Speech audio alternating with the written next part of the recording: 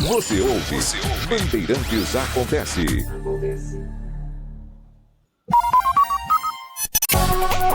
Saber, entender, compreender, conhecer, descobrir, ouvir. Bandeirantes Acontece.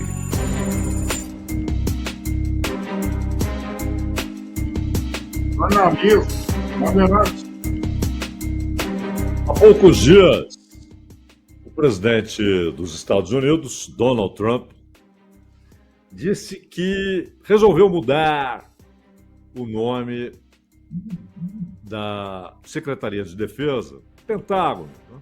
Comando do Governo sobre as Forças Armadas, para a Secretaria de Guerra. Nada de relevante na simples mudança.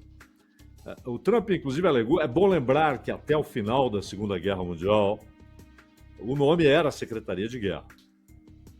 E quando os Estados Unidos despejam aquelas duas bombas sobre o Japão em 45, as duas bombas atômicas, eles decidiram mudar, uma espécie de tentativa de demonstrar compromisso de que aquelas armas não seriam usadas irresponsavelmente. E por isso decidiram, nós somos agora a Secretaria de Guerra, a de Defesa. Significa que tem tal poder de destruição que nós só queremos usá-la defensivamente, como resposta, nunca como ação inicial. As coisas mudaram, porque 4 anos depois a União Soviética também já tinha suas armas atômicas, e depois os dois países desenvolveram as bombas de hidrogênio. Esse clube foi crescendo, inclusive com o apoio dos Estados Unidos. França e Reino Unido passam a ser potências militares. A China teve muitos atritos com a União Soviética, exatamente porque a União Soviética não queria que a China tivesse armas nucleares.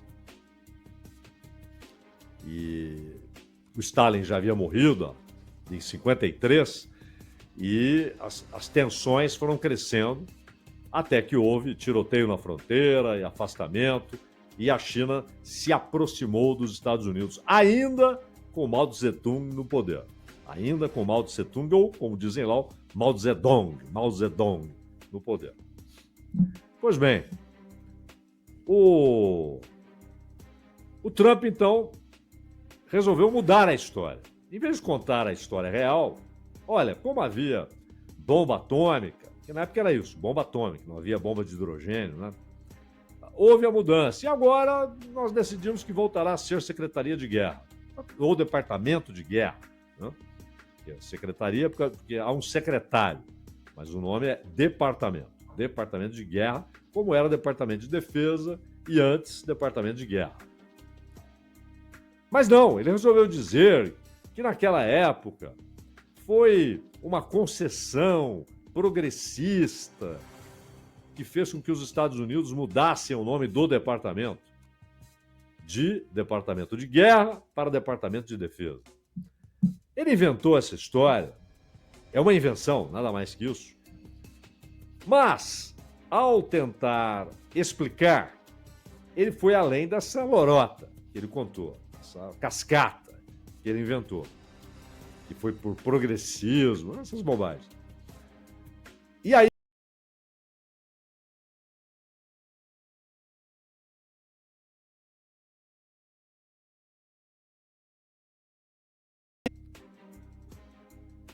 portanto, entendemos que esse departamento deve voltar a ser departamento de guerra. Em meio aos seus argumentos deliberadamente confusos, basicamente o que ele quis dizer é, o risco de guerra é alto e nós queremos deixar claro que não iremos necessariamente apenas reagir, mas que poderemos atacar preventivamente. Essa é a ideia do Trump. Depois houve até um outro argumento que ele usou que foi ridículo, né? Quando ele ameaçou mandar tropas para Chicago e disse: agora vocês entendem por que eu mudei para Departamento de Guerra. E aí o governador de Illinois até respondeu: bom, não é piada, o presidente dos Estados Unidos está decretando guerra contra Chicago, é isso? A União contra a cidade de Chicago, e vai usar as Forças Armadas para isso? É isso que está acontecendo? Disse o governador de Illinois. Mas é claro que a mudança não foi por causa de Chicago, de Illinois, não foi por causa de Los Angeles, de Sacramento, da Califórnia, não foi por causa de Nova York. A mudança tem a ver com as projeções que são feitas, não só dentro do governo, dentro, particularmente, do Departamento de Defesa e do Departamento de Estado, agora Departamento de Guerra e Departamento de Estado, e também, porque não é só dentro do governo, mas também na plutocracia, no grande capital que rege o Estado, de que uma guerra com a China é tida como quase inevitável. O quase é por precaução, porque pode se tornar evitável, mas hoje é vista como inevitável. E o quase é para dar chance à história de mudar os rumos. Os militares americanos dizem isso abertamente.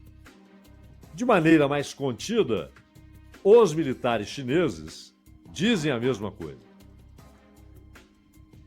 Eles também consideram que é uma questão de tempo. É uma questão de tempo para que haja um confronto militar, que pode ser limitado, restrito, limitado ao Pacífico, restrito à parte asiática do Pacífico, mas pode ser mais do que isso.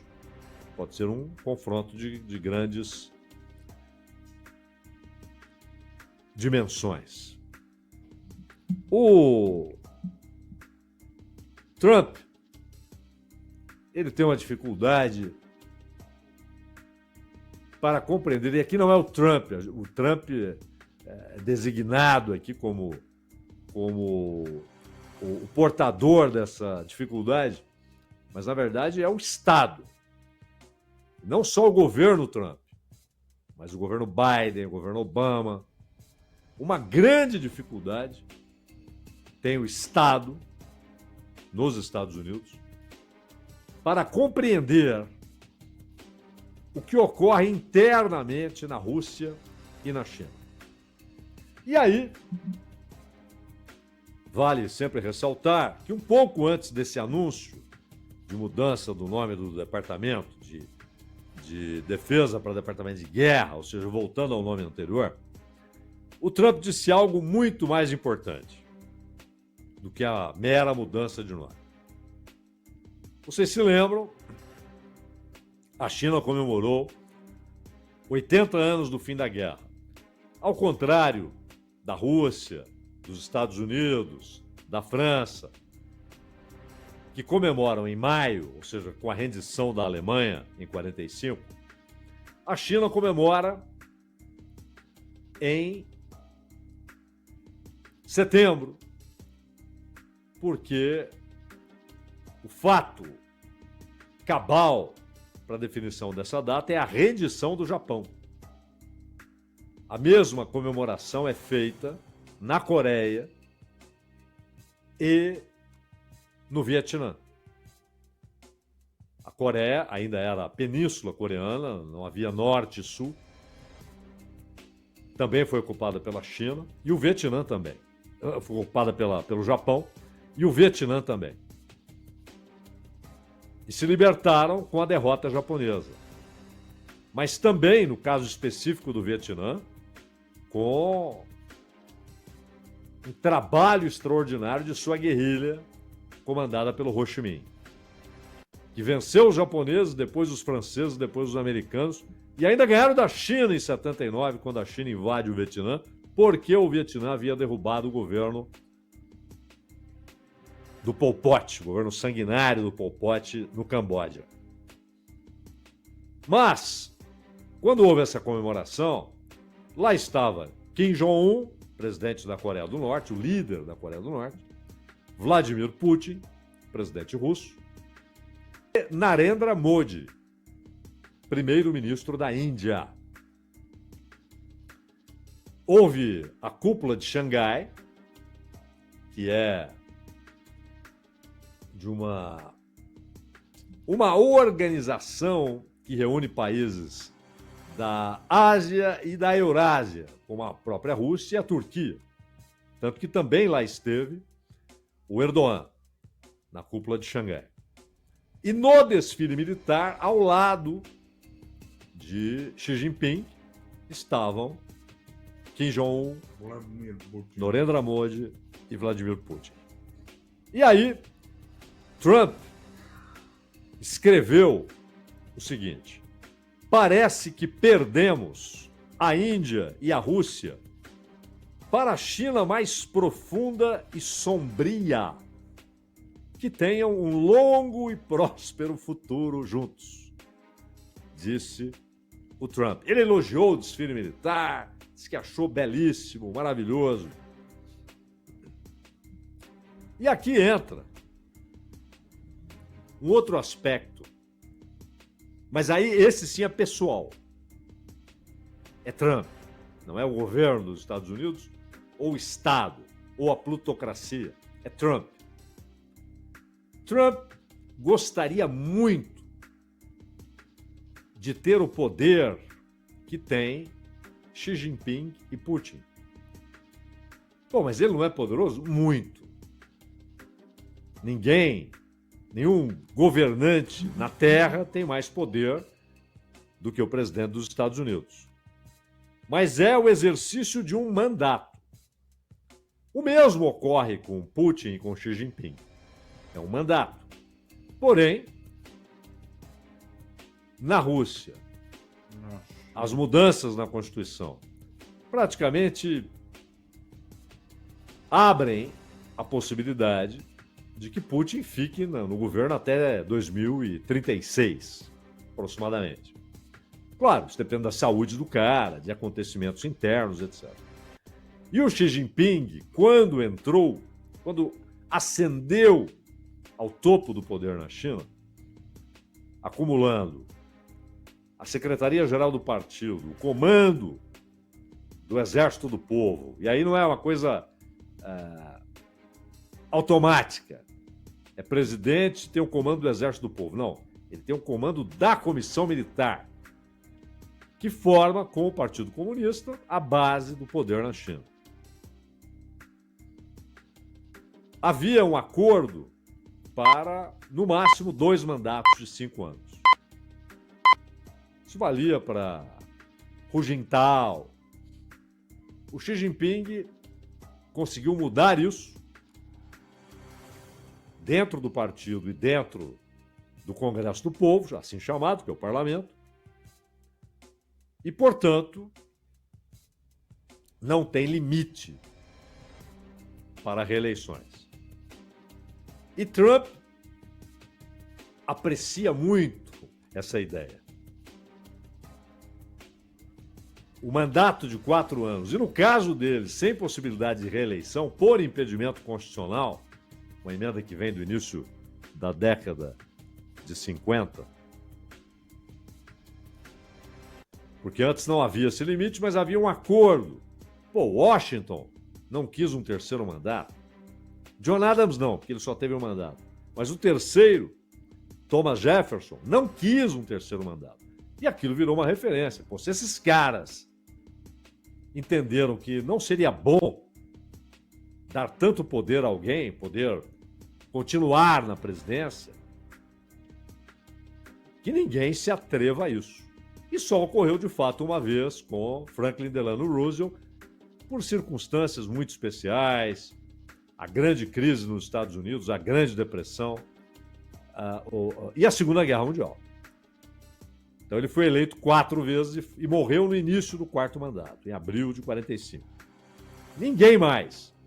E aí, no início dos anos 50, eles resolvem, com uma emenda constitucional, estabelecer esse limite como um impedimento legal ao 3º mandato. E, diferentemente do Brasil, no Brasil você pode ter só dois consecutivos. Mas depois de 4 anos, você pode, como aconteceu com o Lula. É a 3ª vez que ele está na presidência. Não há esse limite. Ele não pode ter 3 mandatos seguidos, o presidente brasileiro. Nos Estados Unidos, são 2, não importa se consecutivos ou não. Como o Trump governou de 17 a 21, foi eleito em 16, perdeu a eleição em 20, governou de janeiro de 17 a janeiro de 21, e agora está em um 2º mandato, ele não pode concorrer à reeleição. Ele até já sugeriu mudanças na Constituição, mas não encontrou muito respaldo, nem dentro do Partido Republicano. Mas é uma ideia que ele, de vez em quando, coloca para fora, né, do armário. Mudar a Constituição para que ele possa tentar a reeleição.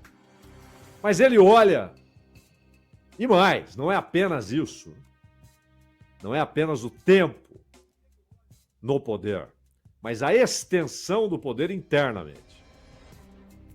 Nenhum governante tem o poder que tem o presidente dos Estados Unidos na política mundial, a capacidade de desencadear acontecimentos que afetam o mundo inteiro. Nenhum país tem o poder que os Estados Unidos têm em influência mundial, econômica, militar, política.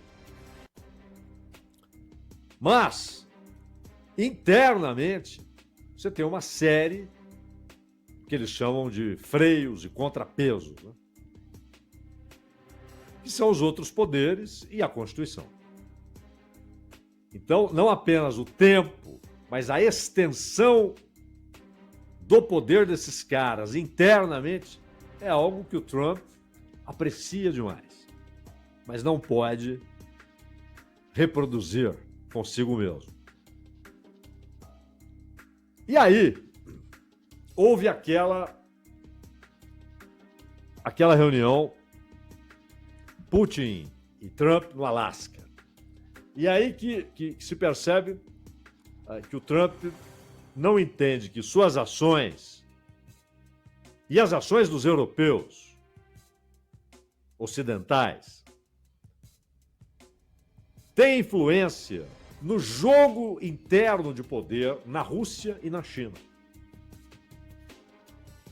Quando houve a reunião no Alasca, Sergei Lavrov, chanceler da Rússia, veterano chanceler russo, chega no Alasca, sossegadão, tranquilaço e com uma camiseta na qual estava escrito CCCP. Ou seja, União das Repúblicas Socialistas Soviéticas. A imprensa americana, ou parte dela, entrou em pânico. Olha, que recado é esse? Querem restaurar a União Soviética, aquelas coisas. Isso foi perguntado ao Lavrov, numa entrevista com uma jornalista. Ela perguntou, por que você estava com aquela camiseta, né? CCCP. O acrônimo para União das Repúblicas Socialistas Soviéticas. E ele disse, olha, porque é um passado em que eu fui feliz. E nós respeitamos muito a história. Mas aí ele cita, isso na verdade digamos, um subproduto usado pelo Putin de uma declaração atribuída ao Bernard Shaw. Já vi outros autores recebendo crédito, mas a construção da frase realmente remete a Bernard Shaw, que ele dizia, quem não é socialista até os 30 não tem coração. Quem continua sendo depois dos 30 não tem cabeça. Era a pilhéria do Bernard Shaw, atribuída a ele e pela construção da frase e tal. Provavelmente foi ele quem disse. E o Putin disse o seguinte, que não lamentar o fim da União Soviética, não reconhecer a sua história e o seu papel no equilíbrio global, no tempo de duas superpotências perfeitamente reconhecidas e definidas como tais superpotências. O Putin dizia, quem não lamenta o fim, não entende a história. E não tem coração para o que aconteceu num país que, nas palavras do Isaac Deutscher, que em certo momento da vida foi trotskista, depois deixou de ser, mas ele dizia que a revolução, e aí no caso ele fala especificamente de Stalin, recebeu um país na era do arado e entregou na era atômica. E depois da morte do Stalin, na era espacial. Yuri Gagarin, essa história toda. E um país que tinha, em 1917, 80% de analfabetos, usado a ponto de, por décadas, ser a segunda economia do mundo, só atrás dos Estados Unidos, em termos de tamanho de produto interno bruto. Então o Putin diz, quem não reconhece isso e não lamenta o fim disso, não tem coração. Mas quem quer a volta da União Soviética não tem cérebro, disse o Putin. E, o que é bastante discutível, mas por que o Lavrov usou a camiseta? Aquele é um recado interno. A guerra na Ucrânia tem fortalecido grupos nacionalistas russos. E na Rússia, nacionalismo não é sinônimo de patriotismo. Porque quando se fala em nacionalismo, imediatamente aquilo é observado como nacionalismo russo. Ocorre que na Rússia há dezenas de nacionalidades. Quando acabou a União Soviética, mais de 20 milhões de russos estavam fora da Rússia, mas estavam dentro daquela unidade jurídica, política, monetária, cultural, que era a União Soviética. Com o fim da União Soviética, eles se transformam, muitas vezes, observados com certa hostilidade. E aí o cara tinha vida ali, o trabalho, às vezes estava lá desde criança, ou nasceu ali, mas era filho de russos. Aliás, esse é um dos problemas do Donbass, né? O leste da Ucrânia, uma das causas da guerra, que foi o ataque permanente de grupos paramilitares e do exército regular da Ucrânia contra comunidades russas no leste da Ucrânia, o Donbass, agora quase inteiramente sob controle militar da Rússia. Então, o CCCP é para aplacar o crescimento nacionalista. Porque Putin e Lavrov sabem que o nacionalismo russo é um problema interno. Ele não pode ser alimentado. Ele não pode se projetar como força política relevante. Porque isso significaria hierarquizar a sociedade russa por nacionalidades. E seria um gravíssimo erro. Na formação de seu gabinete, o Putin evita isso. Ele não quer um gabinete de russos, ele quer um gabinete de cidadãos da Rússia, mas não de nacionalidade russa. Pode ser russo, pode ser georgiano, pode ser armênio, pode ser azeri, não importa. Turcomano. E na China, no dia do desfile, acho que muita gente notou, Xi Jinping com uma roupa inusual para os seus costumes. Xi Jinping, quase invariavelmente, está de terno, gravata, uma vestimenta ocidentalizada, mas hoje globalizada. Às vezes, quando visita, e ele faz muito isso, visita cidades distantes, vilarejos, etc., tá com a camisa e tal, mas ele aparece no desfile com uma roupa que remete a Mao Tse-tung. E aí, de novo, o Ocidente, ele está querendo restabelecer o maoísmo. Não. Aquilo também é um recado interno. Porque Xi Jinping é tido na estrutura do Partido Comunista, para uns isso é positivo, para outros é negativo, como sendo o líder mais à esquerda depois da morte de Mao Tse-tung, ou Mao Zedong, como dizem lá. Mais do que Deng Xiaoping, que Hu Jintao, que o Zemin, que Hua Guofeng, lá depois da morte do Mao. E, ao mesmo tempo, há grupos capitalistas chineses. A China é o segundo país que tem mais bilionários no mundo. Só tem menos que os Estados Unidos. Isso forma um poder político.